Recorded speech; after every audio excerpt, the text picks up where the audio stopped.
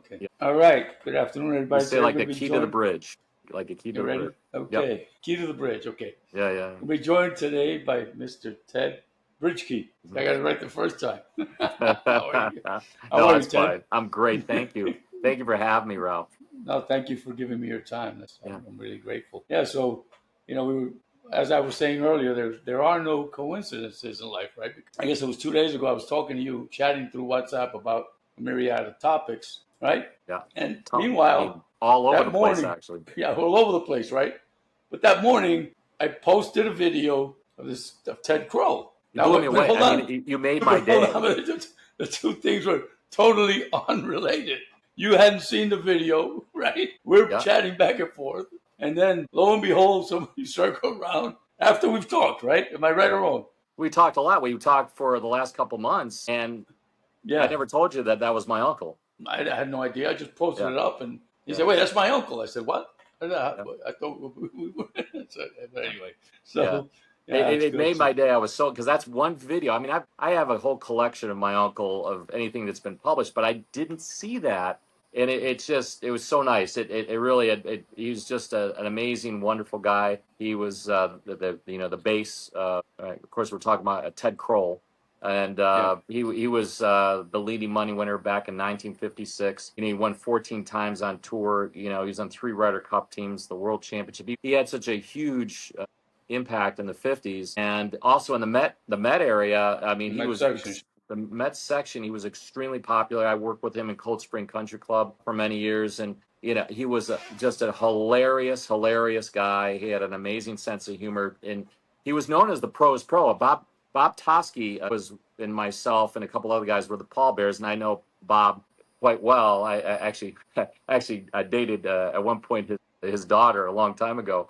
And Bob and I, because of my Uncle Ted, we had a good relationship. And Bob and my Uncle Ted grew up in New York Mills in the Utica, New York area. And so they would drive around on tour in the car and just talk philosophy, golf swing. They would talk days. That's because they would travel in their cars, sharing rides from tournament to tournament in the 50s. And Bob Toski told me later, he said that the Golf Digest schools were heavily influenced by what he learned from my uncle. He told me that the day he died. He said, I want to thank your uncle for everything I've learned from him.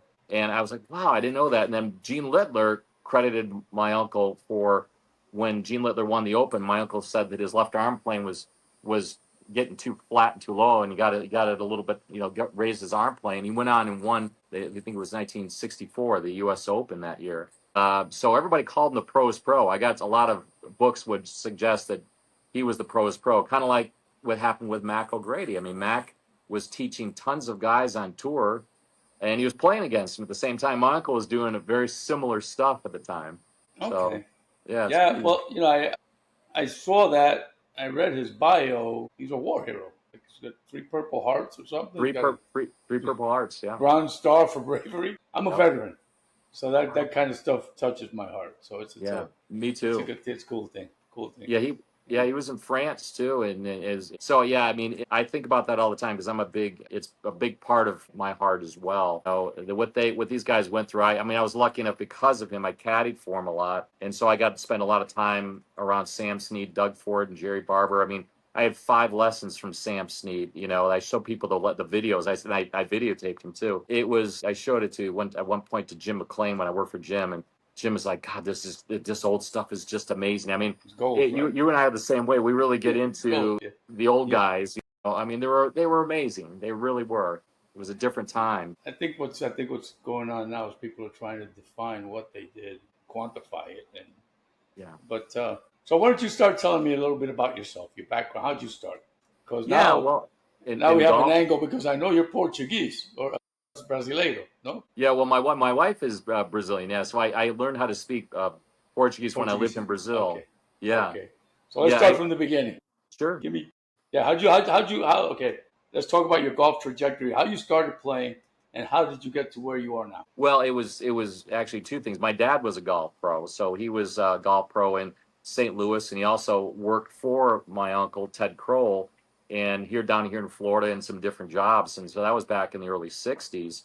And so my dad was, that was a big part of his life. He got out of the business later on because obviously the club pro business wasn't paying that much, and my mom ended up having me, and so you got to be able to support the family. So he ended up working someplace else, but he was a golf pro. And then he worked for my uncle, and from the beginning, when I started, I think when I was maybe 6 or 7, I was hooked. I was absolutely hooked because And it this is, really was.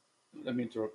You are you from the Midwest, upstate New York? You said you were St. Louis, Missouri. Well, but we Is we that where you were born? moved. Okay. Or I was born in Detroit, Michigan, and Okay. yeah, That's another one. my dad worked at this great club up there in Detroit, and that's where my uncle Ted had a great job there. So he got off the tour. He was on the plane full time.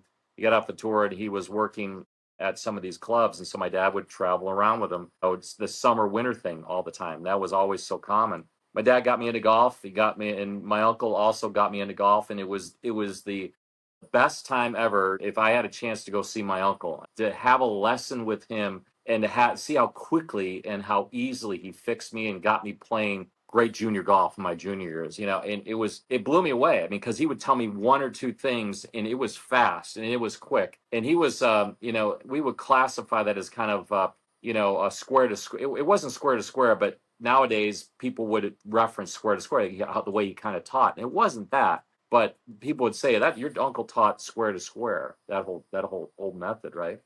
But it was an addiction that I developed. I played junior tournaments all over the country. It was kind of equivalent to the AJGA. We didn't call it the AJGA back then. We did have that. This is back in the 70s. And we had the junior masters. We had all these, and we would travel just like these kids do that I'm coaching nowadays. And, my mom and dad became the chauffeurs to drive me around to tournaments all over the place. And then I got into ice hockey. So golf and hockey were my two big sports, and that was another part of my life. And ended up playing two sports in college. I played both hockey and golf at UConn, at University of Connecticut, but grew up in Farmington, Connecticut, is where I played most of my golf. I don't know if you're familiar with that at all, in the Hartford area. So, and then from there I went be able to play in golf too in the high school in competition. So we had some good golf teams in prep school, and then I play obviously hockey in the winter.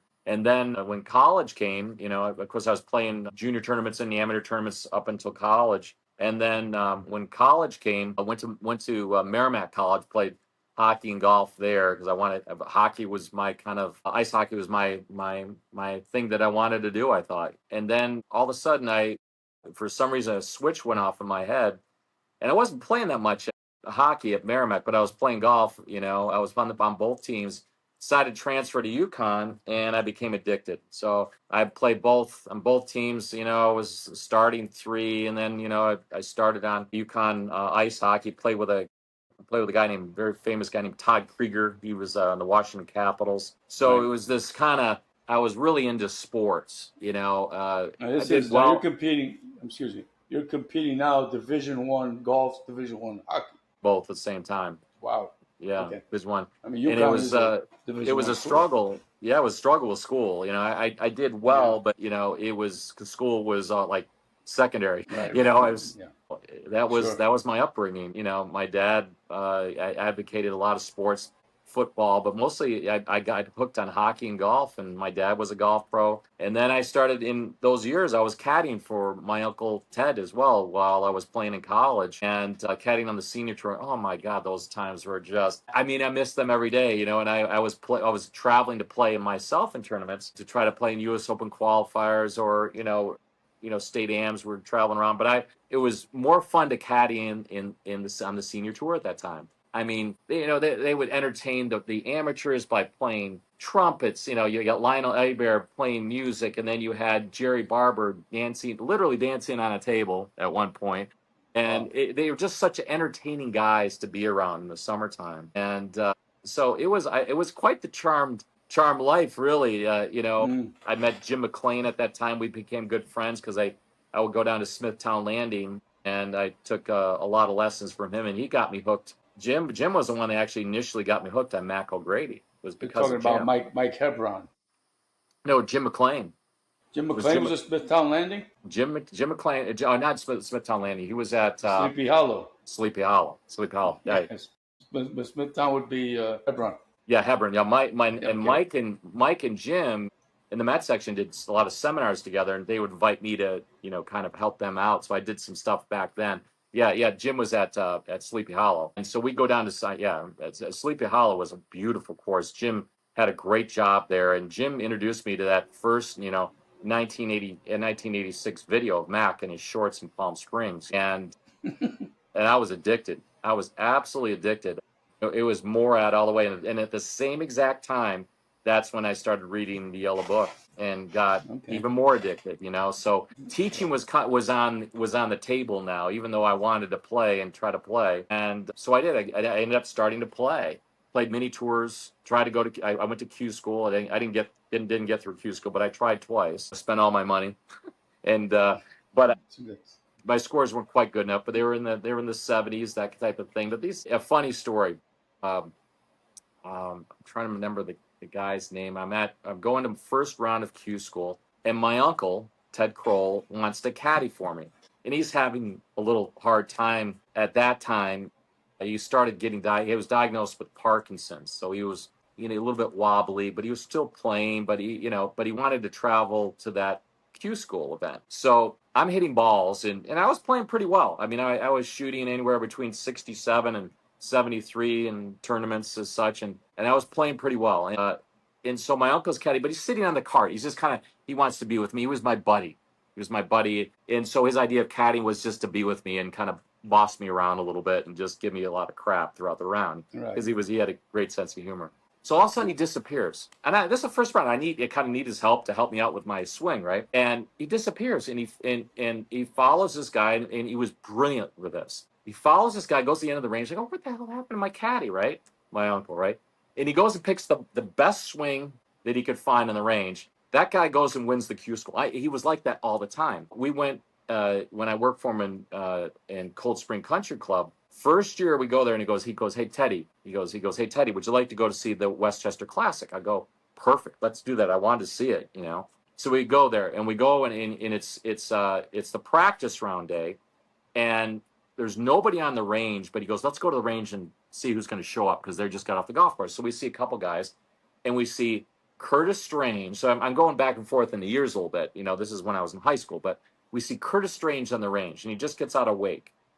And Curtis Strange is his tempo was fantastic. And my uncle didn't know who it was because he just got out of wake and he wasn't we don't have the internet, so he wasn't that abreast of, who the guys were. You kind of had to look them up quite a bit and, kind of keep track on the NCAA with, magazines that you'd buy and maybe some TV stuff. But anyway, long story short, he goes, this guy's going to win the tournament. He goes, this guy has the best swing out there. Do you even know who he is? He goes, no, watch his move. And it was Curtis flexing his knees. From that day on, that's my press.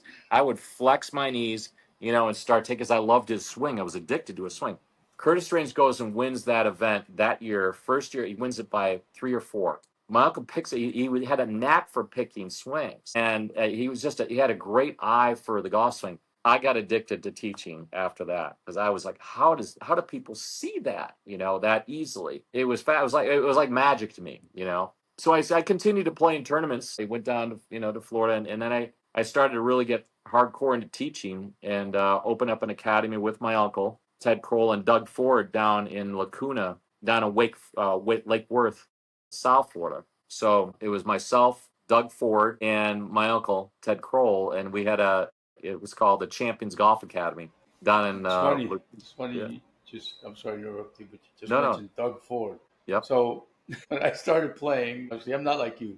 I'm coming from baseball, basketball, and some football. Like a weekend warrior, playing Saturday, Sunday, going into work Monday, all beat up because you still think you're watching too much TV, crashing into walls, sliding into home head first, and then coming into work all beat up. Beat up. So I get hurt, and they take me to a pitch and putt, and I buy a set of. The guy sells me I get a technique, but he sells me a set of Patty Berg blades. Now I have no idea. Sunday bag.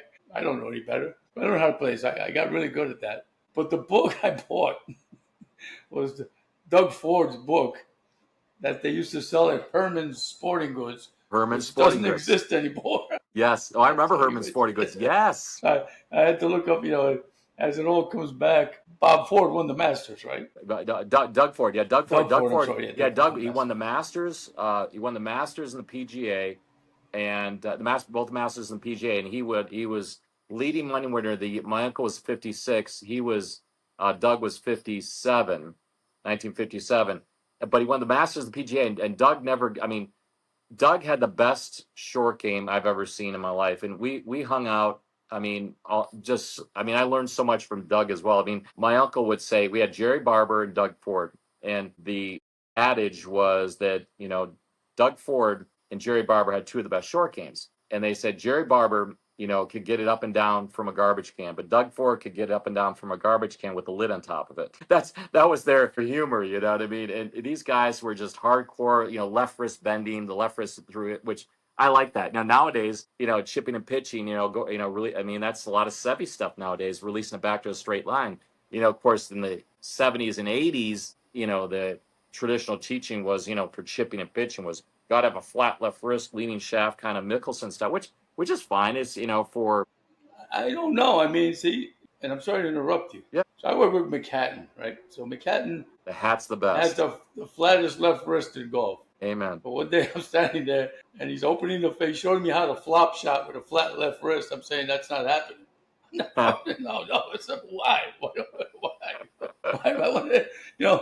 There's shots where you get around the green. And that's what makes Seve great. Is that if he had to just flick his wrist to get it on the green, you know what I mean? Because it's all about, in my opinion, all about controlling the ball speed. It's Ball speed absolutely and spin. That's all it's ball about. speed. If you can control the ball speed off the face around with a short game and how it separates from the face, I mean that's what Seve taught us. I got to spend some time because of Mac. I got to spend some time with Seve, and it was remarkable. Really, that was a remarkable experience. But just to be able to see how Seve said, here's an element of softness. He had all these qualifiers or classifications when we spent time with him. He showed us everything for a couple of days. Just the list of classifications of how to get these elements of softness in there was remarkable. And Mac really was a genius in how to take what Seve did and classify it, and then especially with his own system with the Morad investigation, he was able to take all of this stuff, classify it, make it understandable.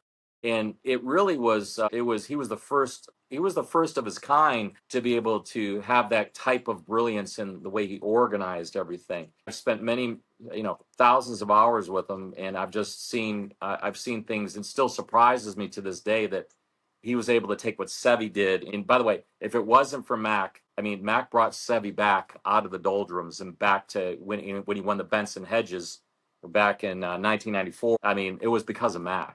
People like to criticize Mac that he got too mechanical. It wasn't. It was the opposite. Mac was amazing with Seve. Well, from what I understand now, Mac is probably a genius then, because people have told me, and I'm going to say this again, that my understanding of Seve Ballesteros would have been, he's just a creative genius. He wasn't a by the numbers guy. He's a series of wrong turns that added up to something right. Spatial awareness, blank canvas, that kind of thing. The fact that Mac was able to, communicate, because it wasn't even about, Seve had a nice swing. If you looked at his swing, it was a great swing. It was more about communicating.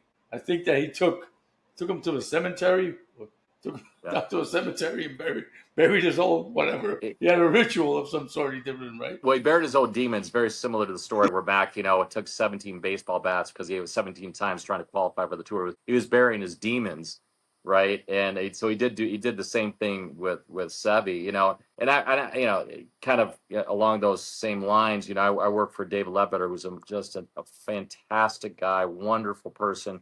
And David worked with Seve too, and David did a great job with Seve, and so did Butch Harmon. Seve went to a bunch of guys, and whatever, and I love the way, I don't love the way, I'm being sarcastic, but the way that the industry and magazines have they wanted to find fault with what Seve did.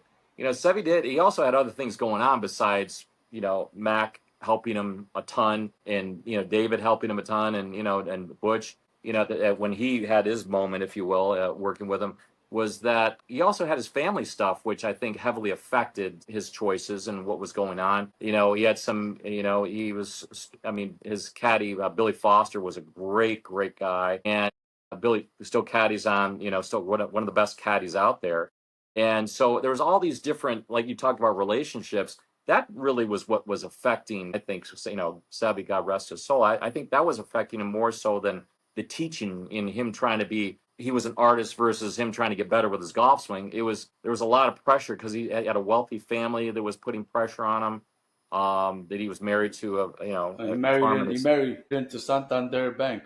Yeah, Santander Bank. His wife Carmen was Santander Bank. Yeah. very wealthy, where he was very poor as a kid, and he had responsibilities with that family at the time that he worked with all these instructors, and he was being pulled around. But anyway, he was probably the most talented golfer that I've ever seen. And Tiger, I think, are two of the most talented I've ever seen, for sure. I think Mac too. I think it's I got you now. okay.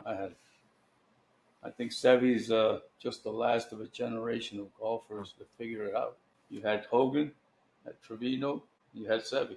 Yep. Chichi's another guy. Chichi Rodriguez was an ace. But let's go ahead on with your trajectory. You were at so you finished UConn. Yep. You tried the mini tours. Tried the mini tours, played for a number of years, and I was teaching too. I was teaching down here in Florida, in Heathrow Country Club here in Orlando, and then I started working for Dave Pels. But I was playing too, and I started because I took a short game school from Dave back in 1984 when I was in high school, and Tom Jenkins, who worked with David, kind of Dave and TJ were kind of pushing Dave Pell's schools at the time, because they were very small, and they were out of, they would do stuff in Austin and also in Houston. And so I went to one of his schools and got addicted to that and the teaching end. And so I fast forward to me, and now I'm playing professionally, starting to teach.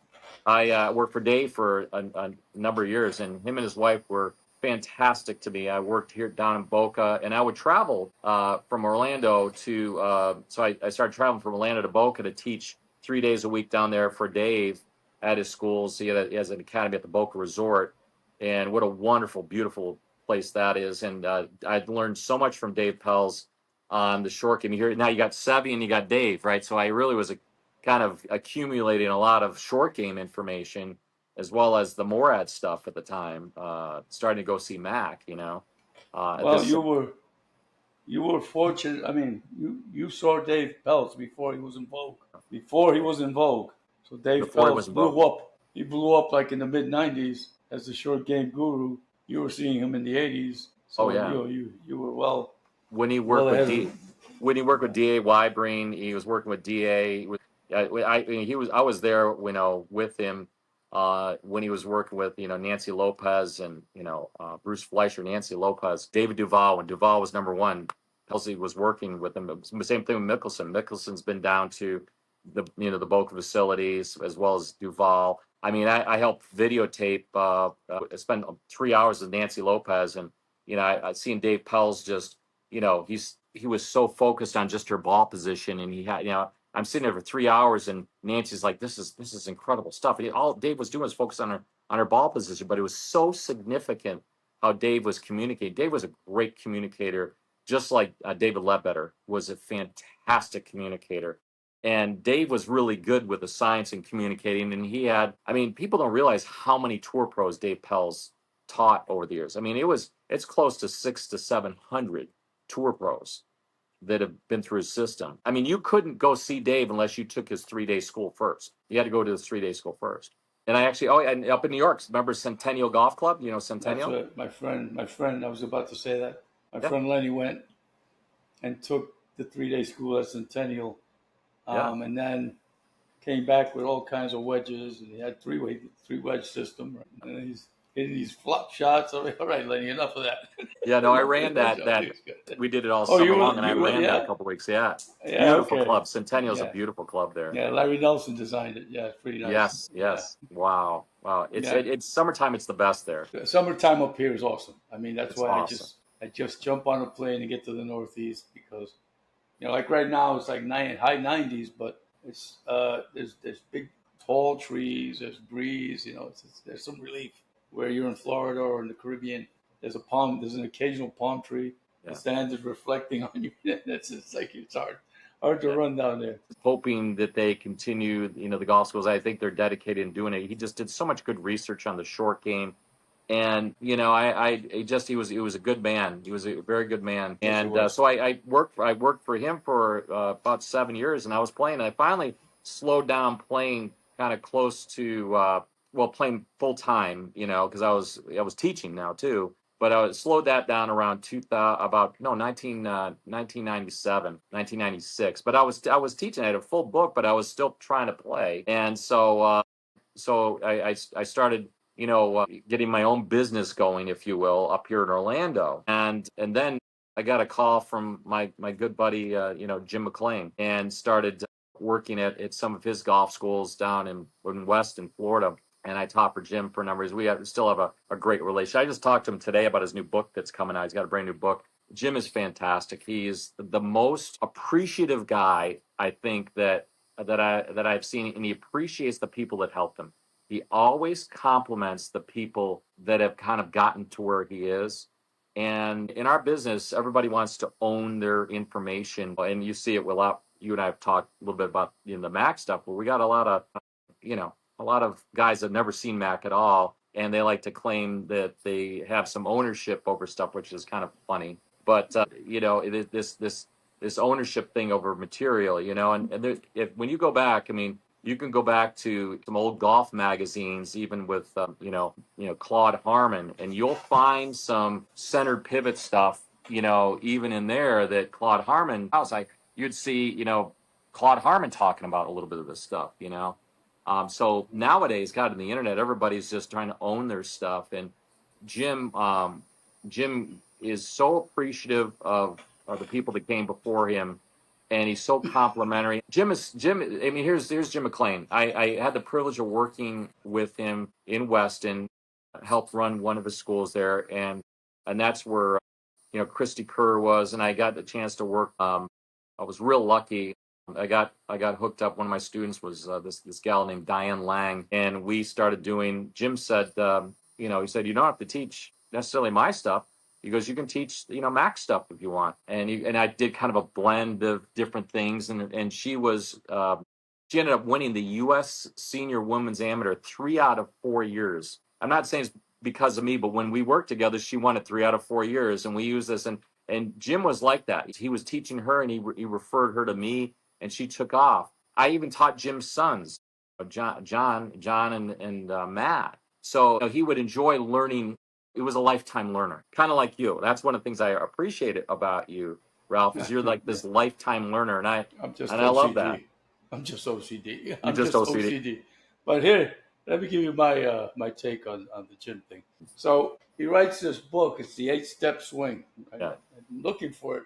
I can't see it right now. So I say, hey, this looks cool. The back cover, he's giving Darrell Kessner. Darrell Kessner, yeah. So Darrell's up here in detail. Good player. A good player. That's one of the nicest human beings I've ever met. Yeah. Darrell Kessner, and he doesn't have to be humble. You follow me? Yeah. His track record as a player and he's got Deep Dell is probably more exclusive than Augusta National. His CV in golf is amazing. Right, and he doesn't. He's like he's just playing. Yeah. But anyway, so I fly down to Doral, right? So I want to take a lesson with McLean.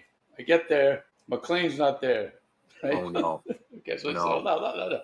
So it's Mike Lupinzinski. Mike Lupinzinski, yep. Okay. But after that, about a couple of years after that, he became like a top 100 guy. Now we were working on the swing and everything. So I said, hey, here's my copy of the 8-Step Swing, right? Do me a favor, when Jim gets back, have him sign it for me. So okay, he says, I go back to Doral. Here's the funny part of that. So I used to go down there in July, like the July 4th weekend, right? Mm-hmm. Mm-hmm. South Florida, Miami, about 11 o'clock in the morning, 11:30, it would go up to like 105, 110. It was incredible. Ridiculous. So I'd go, and then I'd pay for like the silver, the cheapest. I don't remember which one was the cheapest one there, right? I go to the silver, I park out in my car, play a few holes, and just watch it come, right? Get under a tree, because it would just, you'd get like buckets of rain for about 10 minutes. Everybody would dissipate. There would be nobody in sight. I was the only guy on all 5 of those courses. I was playing the blue. I would jump up to this one, jump up to that one. That's the best. I know So exactly, because I've done that. All you get is that, as soon as it rains, you get that mist that comes right out of the big ground. hot mist off the ground, and then everybody just leaves, scatters. They just leave. So I go back to Lupin's, to Mike. Say, Mike, yeah, here's the book. So I get the book. I didn't look at it. So I put it in my golf bag, right? And I didn't bother to check. Those guys are at they're at the Biltmore now, right? They're at the Biltmore. Okay. In those days, the Biltmore was abandoned.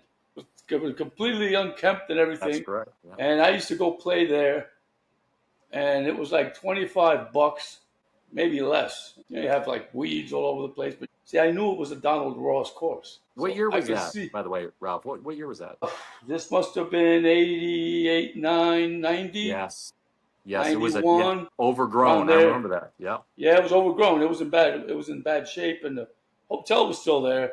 But I could see the beauty, the underlying, you know what I mean? Like the underlying design I could see it. So this is pretty nice. I mean, eventually somebody's going to get a hold of this thing, fix it. And it's beautiful now. It's fantastic now. I mean, they did a great job with that. Anyway, and then Jim was always very good to me. He was always he tried to always promote me, and he was one of the first ones that really was very complimentary in the teaching, and kind of got me helped get me elected on the Golf Digest, Golf Magazine stuff, which it was very nice of him.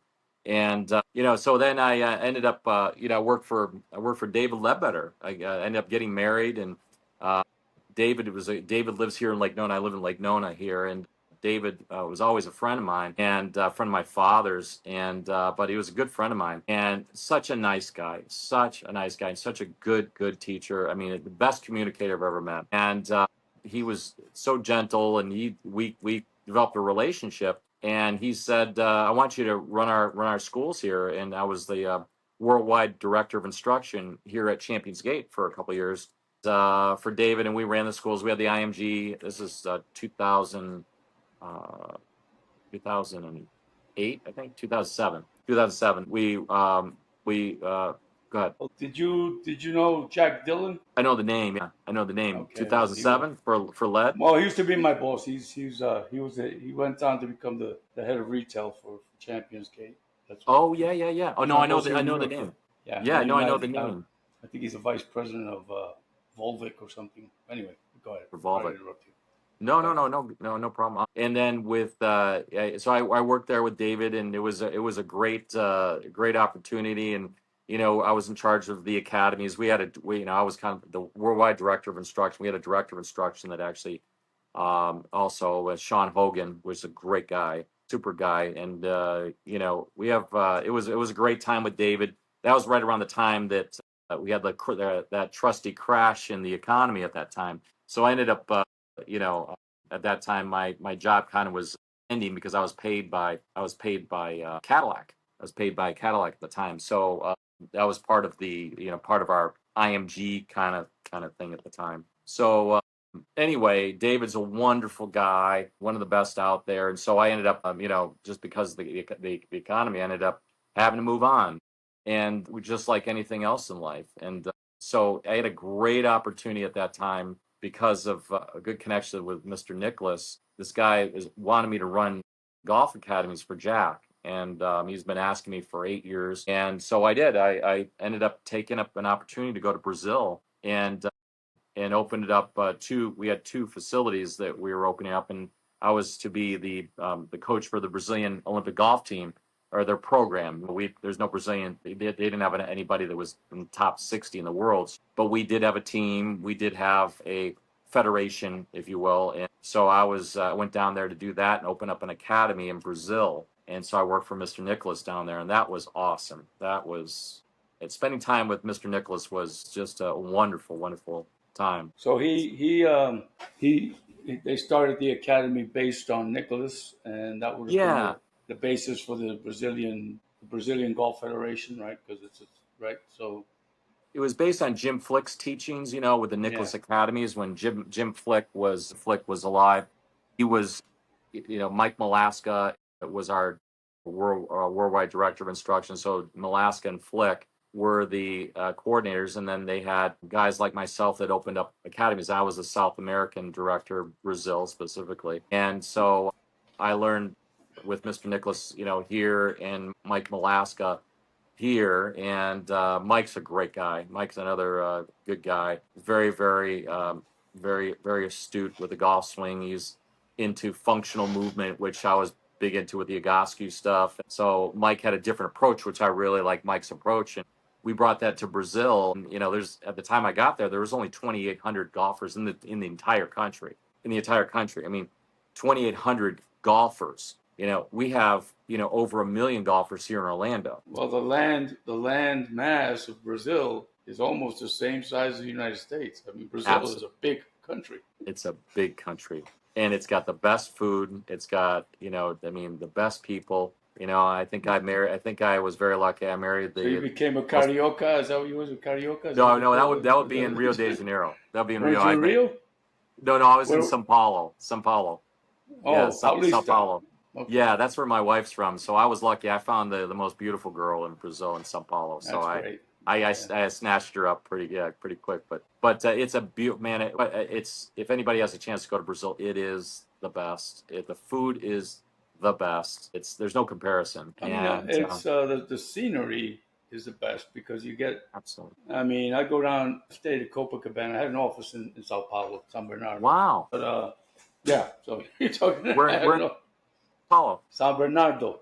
San Bernardo. There's a ABC, good golf club right? there. There's a good golf club, San Bernardo. Yeah. I went like 3 times. It just wasn't the right environment to do business. Brazil is very, very bureaucratic. Yes. It's like India with all this paperwork, and they want to be. It's tough. It's tough if you're used to.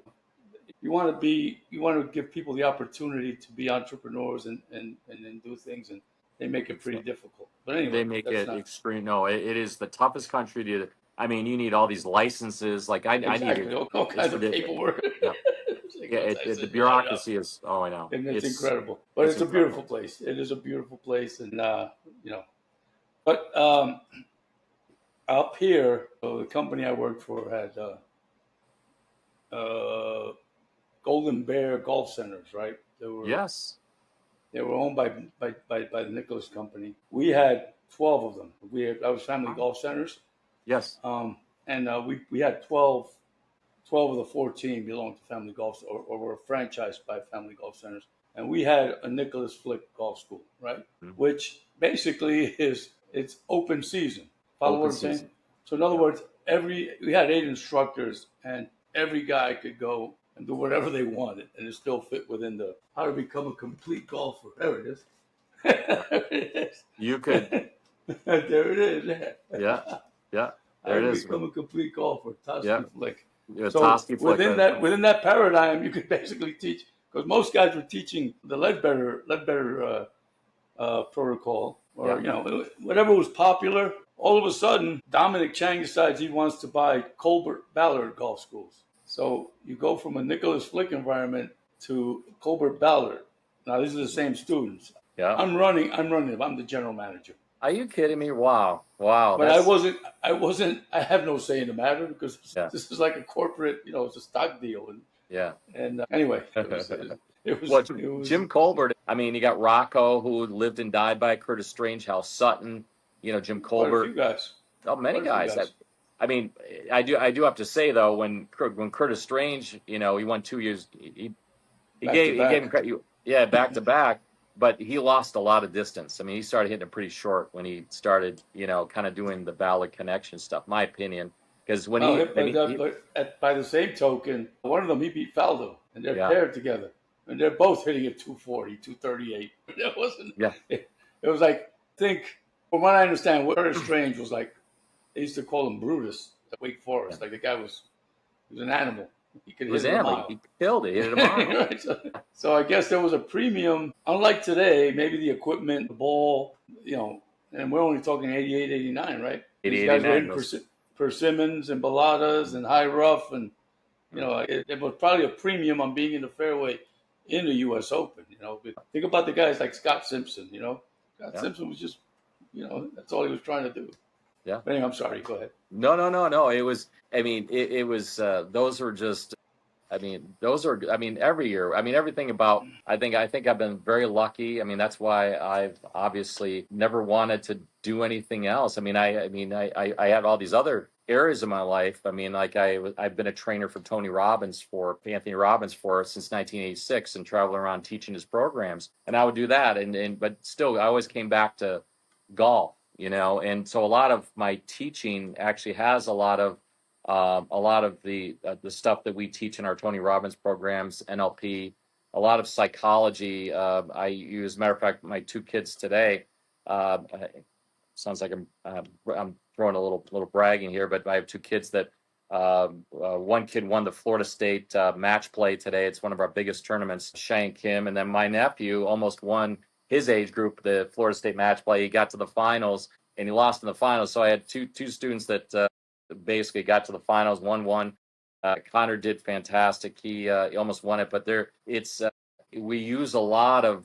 I use a lot of. I want to say, my background in psychology to try to help these kids. I think nowadays these kids are just so consumed with being quiet and so introverted that it's hard to get them to express themselves and be able to play. They express themselves in one way, and then there's a lot of kids that get bored with golf. Whereas I'm really learning a lot these last 15 years about how to keep these kids going and excel and win these AJGA events as such. And that's where I find out more and more that my background with Tony has helped me out just as much as, Mac stuff and all my other trainings, because there's a huge necessity for, I don't want to say just the psychological side, but be able to persuade people that, listen, what you're doing sucks. For all intents and purposes, you got to make a change here. Behavior. To your point, right? So you're exploring all these different frontiers in terms of golf and training and development.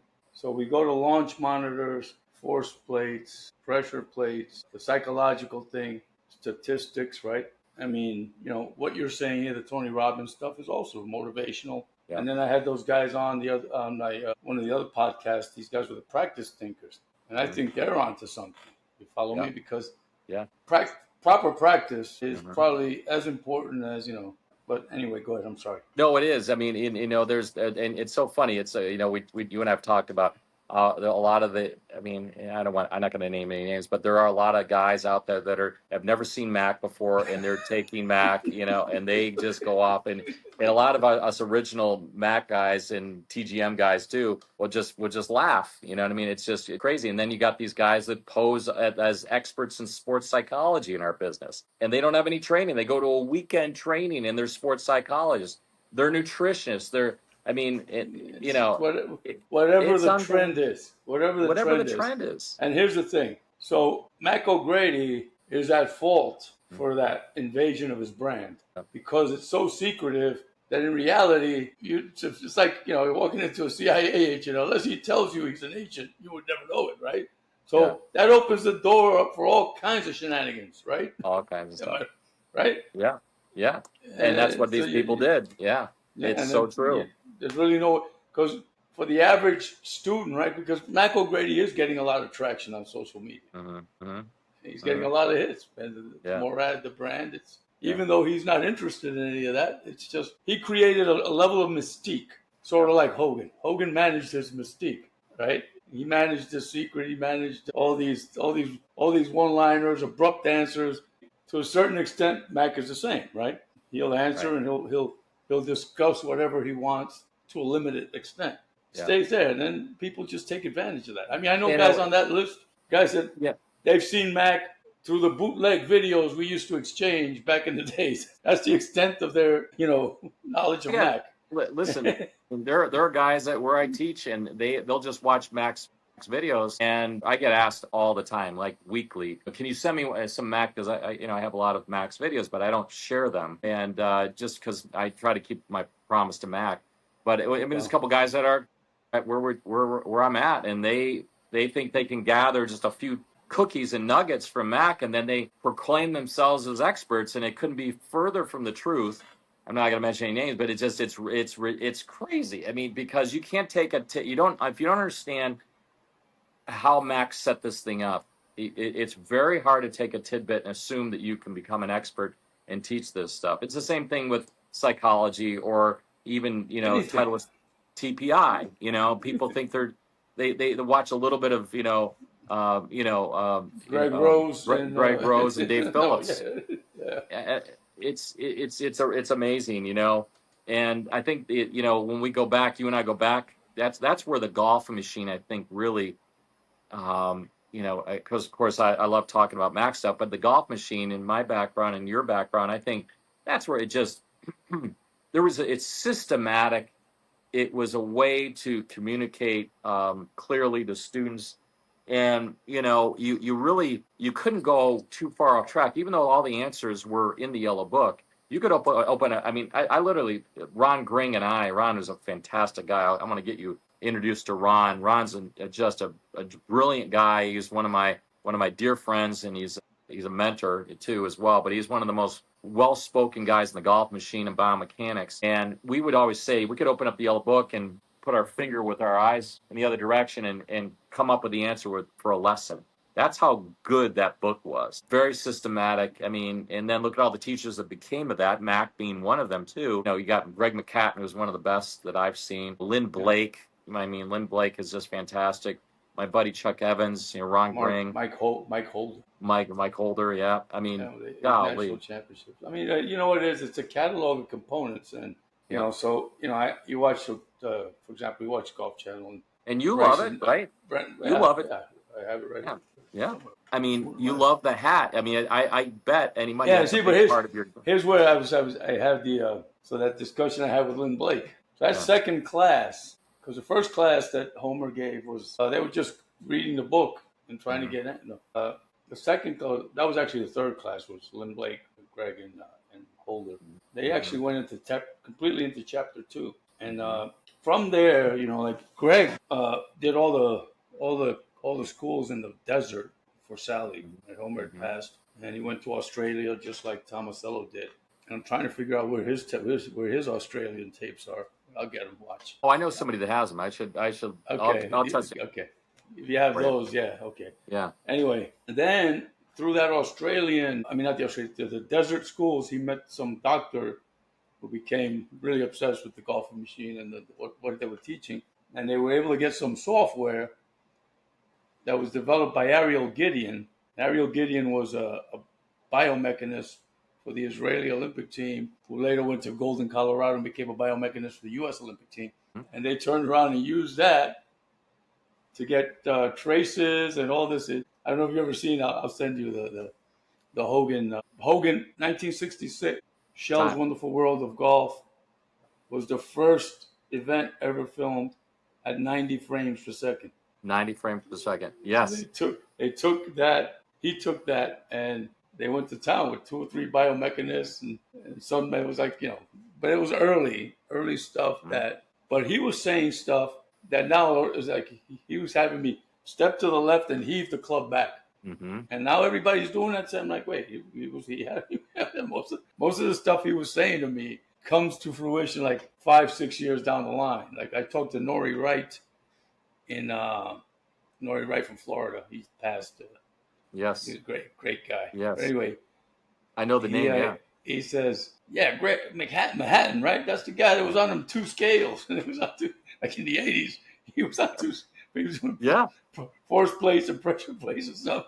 Well, you have his video. You have his video, don't you, Ralph? You have his video where he talks about biomechanics. Do you have that one? No. Oh God, I'll send it to you after we get done here. Yeah, no, it's a good video where Greg talks about it's a classroom setting, and he has some software. This is back, God, it's like a 1992 or 3 type video, and he's got the video in the background, and he's talking about biomechanics and his. It's a early stage biomechanics kind of discussion, but yeah, I'll send it to you. I got it. Actually got it on my phone here. I'll send it to you later. Sure, thank you. But the hats, that is the great. But I mean, it really did. I mean, you and I have talked about this. I mean, even even Jim McLean, you know, if you talk to even you know, if you talk to get Well, Mac to sit okay. down and talk to us about his experience with Homer, But and you get the here's a funny thing about that. Okay, so McLean came under attack. yeah, I did. Wait, because he said he saw Homer, Yeah. and the guy saying he wasn't. Now he's getting. I jumped in. Stop a second, guys. First of all, McLean is from Seattle. Am I correct? Yes, he is. McLean was at his peak when Homer was coming out. Am I Mm-hmm. correct? Mm-hmm. Yeah, There's a very strong likelihood that Jim McLean spent time with Homer Kelly. absolutely, he did. I don't I mean, understand why these guys are. It just doesn't. You know. And what does he oh, gain? What would he gain by saying? What but does he gain? Jim told me stories. I mean, no, it's the same time. Seattle's a small Yeah, town. it's not. Everybody knows, and he spent time. Exactly. He spent time. Yeah, Jim's Yeah, a very there's no reason to. yeah No reason to like what are you retarded? yeah. Well, you know, What would Jim McLean gain by saying by lying about having met Homer Kelly? Right? It yeah, makes no not at sense. all. Anyway, I know. Jim is just so well read, and he searches again. That's another example. Jim searches out anything he can learn from, and he's just and I mean, oh, look at all of the years for you. I mean, how many years have you been doing these interviews, for example? forever. Forever.